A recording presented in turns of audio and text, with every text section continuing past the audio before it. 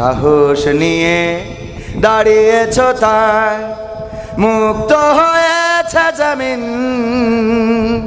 সাহস করে দাঁড়ালে আর একবার কায়েম হয়ে যাবে দিন। ঠিক না বেঠে? হাত উঁচু করে বলেন ঠিক না বেঠে? সাহস নিয়ে দাঁড়িয়েছো তাই মুক্ত হয়েছে জমিন। সাহস করে দাঁড়ালে আর একবার কায়েম হয়ে যাবে দিন। নয় নয় নয় আর কোনো ভয়, আনতে হবে দিনের বিজয়। নয় নয় নয় আর কোনো ভয়, আনতে হবে দিনের বিজয়, দিনের বিজয়। যারা ভেবেছিল ছাড়বে না আর ক্ষমতার ওই মাসনদ, দেখেছে তারা রবের পাকড়াও কি করে করে নাস্তানাবুদ।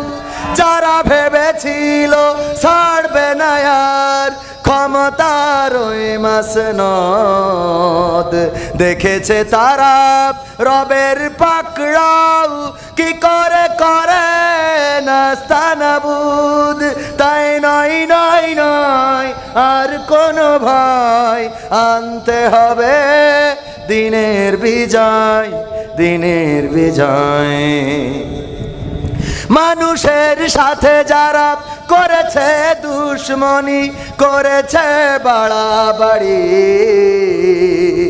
দেশের বুকে তাদের হয়নি তো জায়গা, যেতে হলো মামার বাড়ি। মানুষের সাথে যারা করেছে দুশ্মনী, করেছে বাড়াবাড়ি, দেশের বুকে তাদের হয়নি তো জায়গা, যেতে হলো মামার বাড়ি। তাই নয় নয় নয় আর কোনো ভয়, আনতে হবে দিনের বিজয়, দিনের বিজয়। কাবা রক্ষাই যেই মহারব পাঠিয়েছিলেন আবাবিল,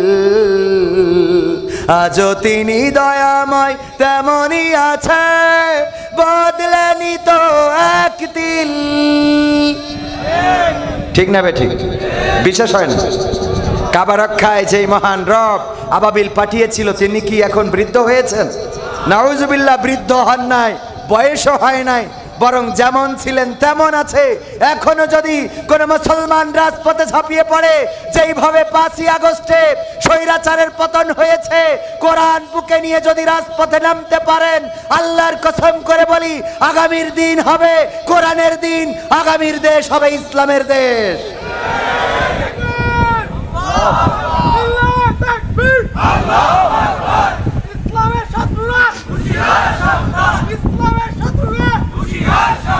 কাবা রক্ষায় যেই মহারব পাঠিয়েছিলেন আবাবিল, আজও তিনি দয়াময় তেমনই আছে, বদলেনি তো এক তিল।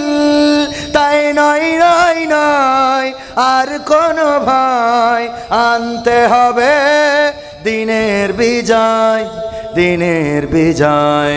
সাহস নিয়ে দাঁড়িয়েছো তাই মুক্ত হয়েছে জমিন।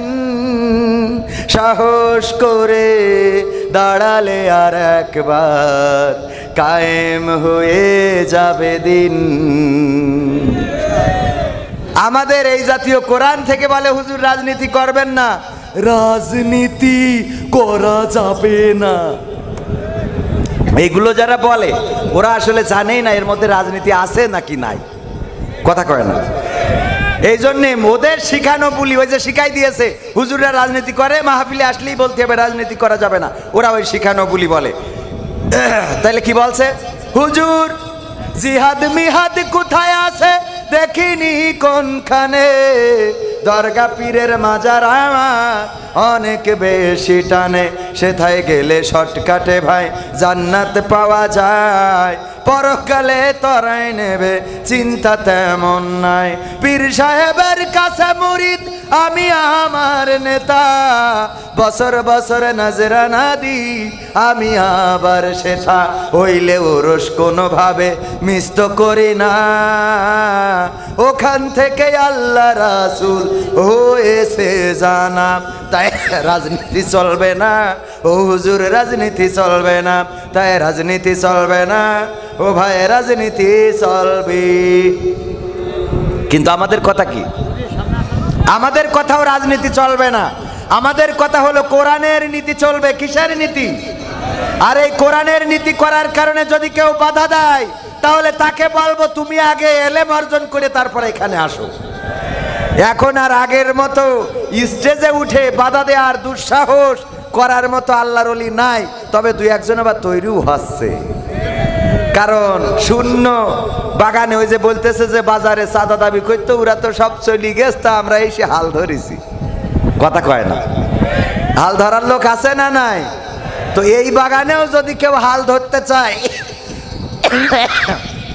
তাদেরকে বলবো এই বাগানে ওই হাল ধরার জন্য আসবেন না, বরং কোরআন যেন শুনতে পারে সেই হাল ধরার জন্য আসবেন। তা না হলে বাংলাদেশের মানুষ আপনার বেহাল করে ছেড়ে দিবে।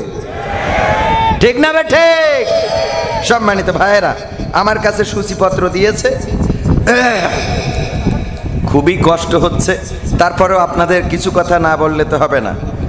7টা একেবারে কম্পিউটারে টাইপ করে নিয়ে এসেছে, 7টা সঙ্গীত শোনাতে হবে। আমি তো আজকের মাহফিলের আকর্ষণ, কি আকর্ষণ? বক্তা না, ওয়াজ হয়ে গেছে। যে ওয়াজ করেছেন আমাদের সেক্রেটারি জেনারেল, এই ওয়াজগুলো মেনে চললে আর ওয়াজের কোনো দরকার নেই।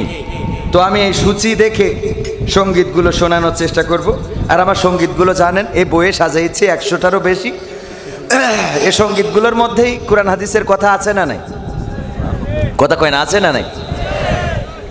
ক্ষমতায় কেউ স্থায়ী হয় না, হোক না সে হাসিনা কিবা রেহে না, চেয়ারটা চিরকাল থাকে না।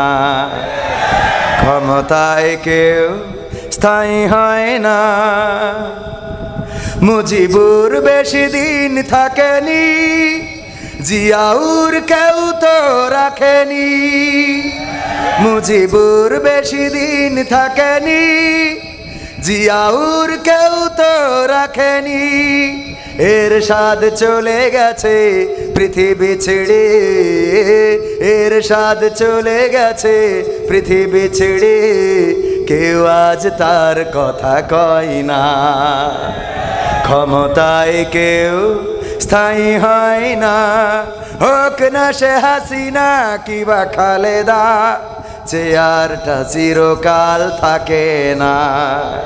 ক্ষমতায় কেউ স্থায়ী হয় না, হাসিনা ক্ষমতা ধরে রাখতে আয়না ঘর বানিয়েছিল, জনগণের রোশনালে দাদার দেশে পালিয়ে গেল। হাসিনা ক্ষমতা ধরে রাখতে আয়না ঘর বানিয়েছিল, জনগণের রোশনালে দাদার দেশে পালিয়ে গেল। ডিবি হারুনের পাশে আর, ডিবি হারুনের পাশে আর পরিমণিদের দেখা যায় না। ঠিক তো? কথা কি ঠিক আছে? ক্ষমতায় কেউ স্থায়ী হয় না, হোক না সে রেহে না কিবা হাসিনা, চেয়ারটা চিরকাল থাকে।